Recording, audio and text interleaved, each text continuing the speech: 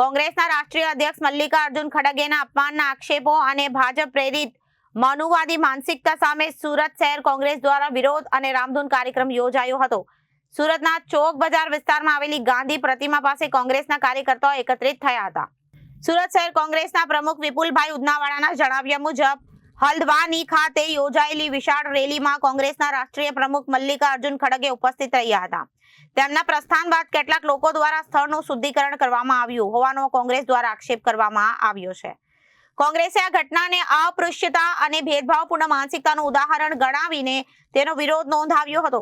બંધારણીય મૂલ્યો, સામાજિક ન્યાય અને માનવ ગરિમાના રક્ષણના સંદેશ સાથે સુરત શહેર કોંગ્રેસ દ્વારા વિરોધ અને રામધૂન કાર્યક્રમનું આયોજન કરવામાં આવ્યું હતું। કાર્યક્રમ દરમિયાન કોંગ્રેસના કાર્યકર્તાઓએ રામધૂન બોલાવી અને વિરોધ નોંધાવ્યો હતો। આ સાથે ભાજપ સામે આકરા પ્રહારો કરતા કોંગ્રેસના આગેવાનોએ સામાજિક સમાનતા અને બંધારણીય મૂલ્યો જાળવવાની અપીલ કરી હતી। સમગ્ર કાર્યક્રમમાં સુરત શહેર કોંગ્રેસ પ્રમુખ વિપુલભાઈ ઉદનાવાડા સહિતના કોંગ્રેસ આગેવાનો અને કાર્યકર્તાઓ મોટી સંખ્યામાં ઉપસ્થિત રહ્યા હતા। જી વિપુલભાઈ, આજે કયા પ્રકારનો વિરોધ અને શા માટે કરાય રહ્યો?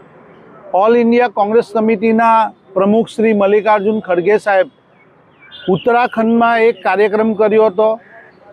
આગળ પણ તેમણે કાર્યક્રમ કર્યા હતા। ત્યારે કોંગ્રેસના પ્રમુખ, રાષ્ટ્રીય પ્રમુખ જ્યારે દલિત હોય છે અને તે આ કાર્યક્રમો કરવા જતા હોય છે, ત્યારે આ બીજેપી સાથે જોડાયેલા હિન્દુ સંગઠન, વિશ્વ હિન્દુ પરિષદ, લે ભાગુ સંગઠનો છે, એ સંગઠનો અમારા રાષ્ટ્રીય પ્રમુખ કે દલિત આગેવાન જ્યારે કાર્યક્રમ કરે તો એની સ્વચ્છતા કરે છે, એને પવિત્ર કરીને એ બાબતનું કાર્યક્રમ કરે છે। તો એ કાર્યક્રમ એ દલિતો સમાજનું અપમાન છે, દલિત ભારત દેશના રહેનાર એક દલિતોનું અપમાન છે।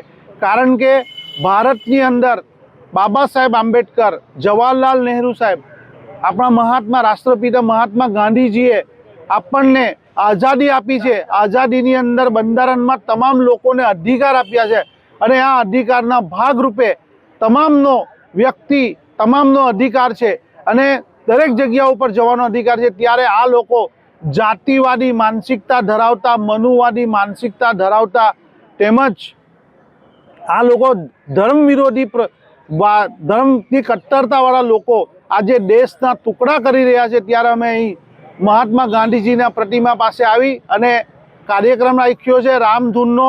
અને આ રામધૂનના કાર્યક્રમની અંદર સુરત શહેરની જનતાને અમે સંદેશ આપીએ છીએ, ગુજરાતની અને આખા ભારત દેશની, કે આ લોકો જે ભારતને તોડવા માંગે છે, પણ કોંગ્રેસ પાર્ટી તમામને સરખો અધિકાર આપ્યો છે, તમામને સરખા ગણે છે અને સૌથી વધારે કોંગ્રેસ પાર્ટીની વિચારધારા છે માનવતા।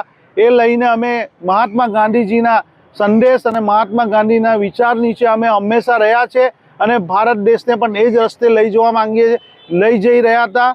પણ ભારતીય જનતા પાર્ટી આવી અને આ દેશના ટુકડા કરવા માંગે છે, વિચારથી ટુકડા કરવા માંગે છે, જાતિથી કરવા માંગે છે, ધર્મથી કરવા માંગે, તેનો અમે વિરોધ કરીએ છીએ અને એ પ્રદર્શન રૂપે આજે અમે રામધૂન ગાય છે કે સબકો સન્મતિ દે ભગવાન રઘુપતિ રાઘવ રાજા રામ।